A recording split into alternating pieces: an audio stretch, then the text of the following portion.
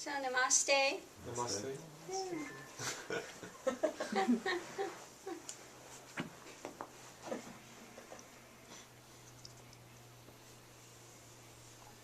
Yeah, I wish everyone could have been here for last night's celebration, surprise celebration.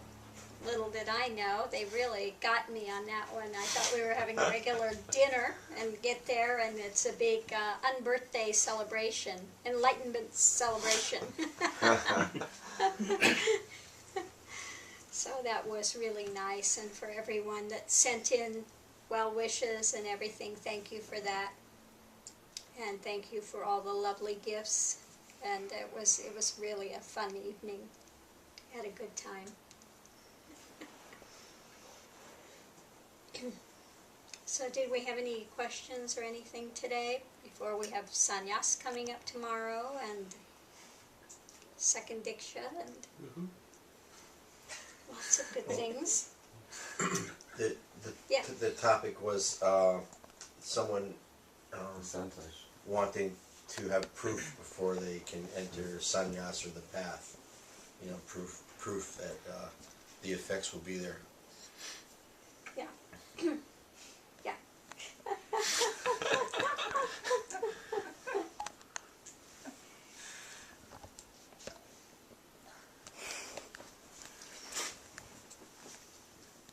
Yeah, so we've had somebody, this has been a while now, but I don't see any change in anything. And the original thing was, well, I don't want to take sannyas. It was sannyas, right? I don't want to take sannyas until I have proof. Well, if 6 sages isn't proof enough, and if you see people here and getting a transmission from Shaktipat and seeing them just totally blotto, then I don't know what other proof one can have. And it's extremely egotistical to say, you need to prove it to me. So if you need to have something proved, and this could be why you picked out jackass instead of your name, instead of your diksha name, and exactly this is the reason. Because that is absolutely being a jackass. To say and be so egotistical that you have to prove it to me before I want to take diksha. So what effectively you're doing is saying, no, I'm not willing to surrender anything. My ego is so big that you need to prove everything to me. And who the hell are you? Excuse me, any sadhaka that comes to a guru and says you need to prove everything to me, who are you? Just what position of power did you get?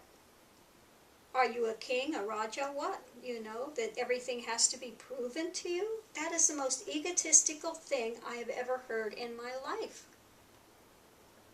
From any sadhaka coming, and especially one, you know, that you're saying, yeah, you're not married, you've been married.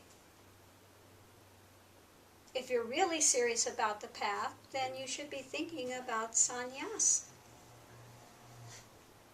So, I mean, absolute, utter nonsense. And somebody that does something like that is really cutting their own throat. Because if they think that grace is going to appear with that kind of an attitude,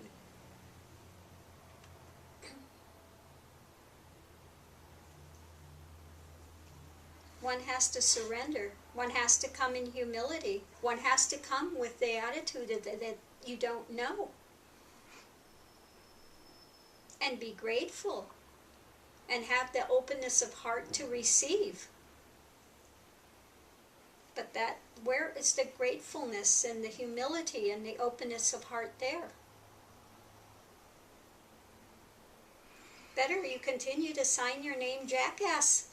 I mean, seriously. Seriously.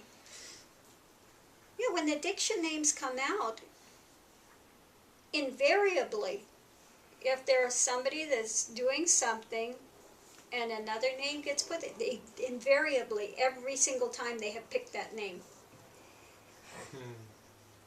And it's a wake-up call from the universe. That's why it gets put in there. If somebody really needs a strong wake-up call, it gets put in there.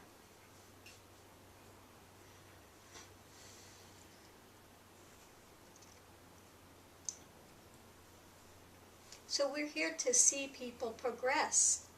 You know, gurus want to give whatever can be given, but you can't give to somebody that comes in with this kind of an attitude. Prove it to me. We're not selling you something. You're not buying a, you know, an object. Huh?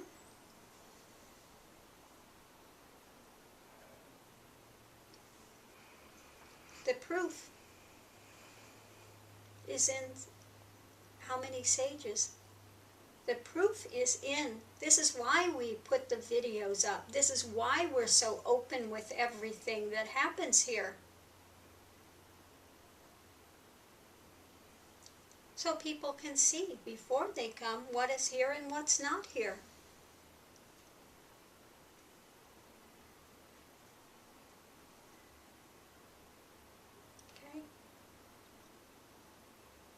So this path is for those that are serious about realization.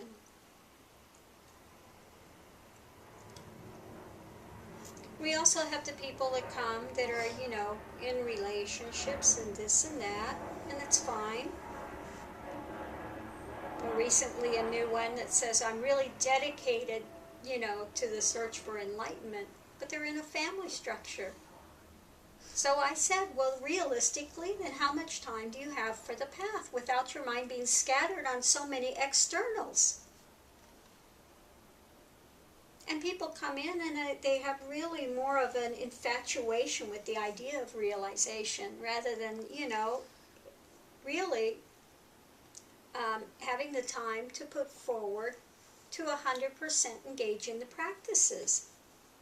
Because when you have children, you have a new family and everything, there's a lot of attention that has to go forward there. You're making goals, you're raising children, you've got children screaming, crying that need attention, you've got the wife, the husband that needs attention, you've got the, you know, all this other external drama. So really, how much focus is there on the path? The path is a sideline. So to sit and come in and say, well, I'm really dedicated to the search for enlightenment. Well, no, if you were really 100% wanting enlightenment, then you wouldn't have had a family, started a family structure with children and all of this. Doesn't mean you can't do a path and you can't get to oneness, but really, honestly speaking, realization is really, really a long shot in this case. Because to get to realization, the mind has to be still. And families and all of this keep the mind drama going.